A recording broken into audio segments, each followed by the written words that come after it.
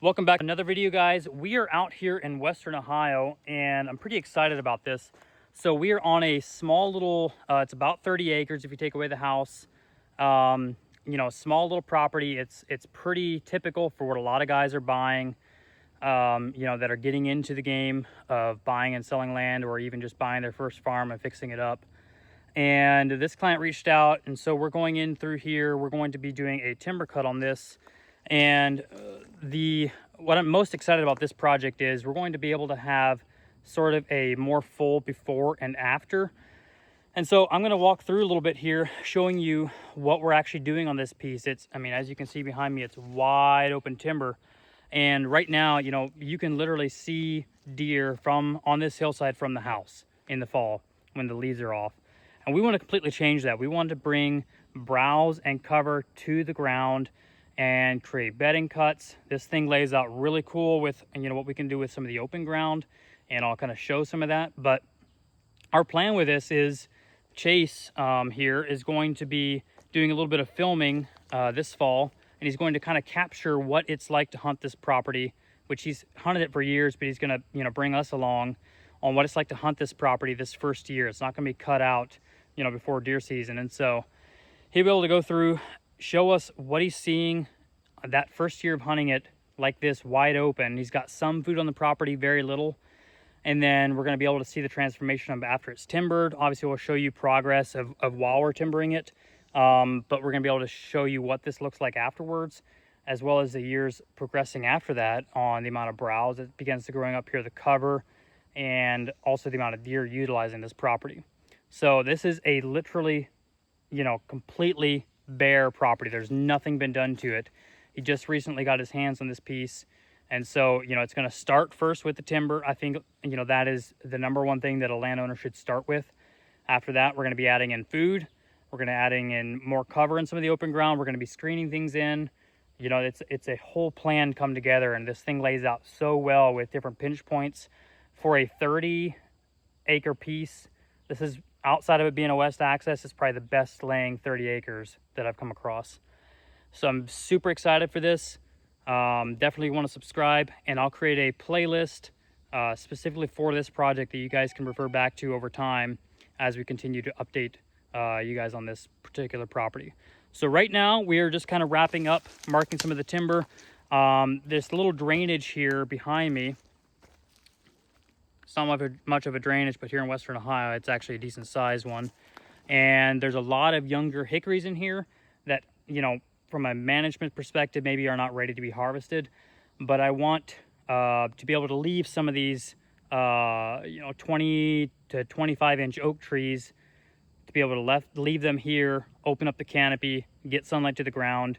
And to do that, we need to remove some of these younger hickories. And you need to be kind of more aggressive on the hickory than you do on the oak. So that's the plan.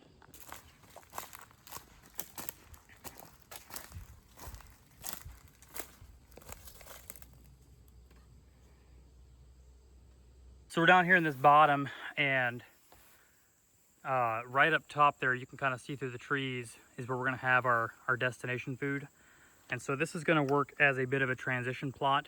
Right up this bowl is where we were, up to the right is where we were just marking out that bedding cut where we were, harvesting all those small hickories. And he's got an east access off this field corner. It's an inside corner. And so, he can hop right down in here. Eventually, we'll probably put a blind down in this bottom. For now, there's a nice beech tree kind of up along that edge you can hunt. But we're going to put this into clover. Should make for a sweet little kill plot. I can definitely see, an October evening. It's going to be tough to hunt this on an evening in October with a tree stand. But once you get a blind in here, you'll be able to do it a little bit better because of the wind. But you're going to have a lot of bucks coming out of that bedding cut, filtering down through here, crossing the creek and riding up into that destination. So let's go up to that field and take a look at that.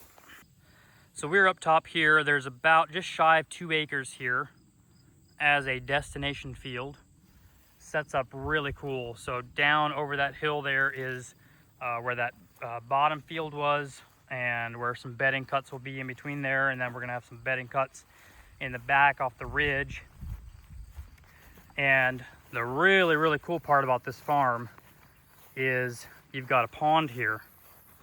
And so what this allows us to do is up here on the dam,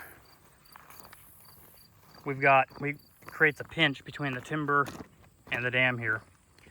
And so we can put a, tower blind right here, and this little bottom section we'll plant into clover, and then we're gonna run miscanthus all the way around the edge of this dam up around there to block it from the houses. And so that's gonna really screen this entire area in, make this whole plot feel more secluded, and a lot more utilization is gonna happen because of that. So the blind will be somewhere either here or back by those trees, but somewhere in here where you can slip in behind what will be a big line of miscanthus all the way along here, or he can hop in from that side over there. So gives him a lot of options. And then the big field down at the bottom, we're going to be putting into, probably line the whole thing with switch, and then the center will be just a CRP blend. And it's just gonna buffer that entire woods. I don't plan that deer are gonna be bedding in there, but I don't want, right now it's in beans, and I don't want people to be able to see into this property from the road. And this is the landowner's houses, so that's not an issue. But we just want to buffer this entire property, and when you're dealing with 30 acres, you need to maximize as much of it as you can. And by screening this in here, that's going to completely change these food sources. So you got about 0.3 acres. We'll put a clover plot into here, 2 acres up there, killer pinch right there. It just sets up so well. Any kind of north, he can blow that back out over the pond. Just killer setup. Well, we just wrapped up that consultation. Again, I'm really excited about being able to follow this property a little bit more than I have been able to on some of my other ones. And frankly, even on some of my own, a lot of those have been, post timber harvest, and it wasn't really from the very beginning.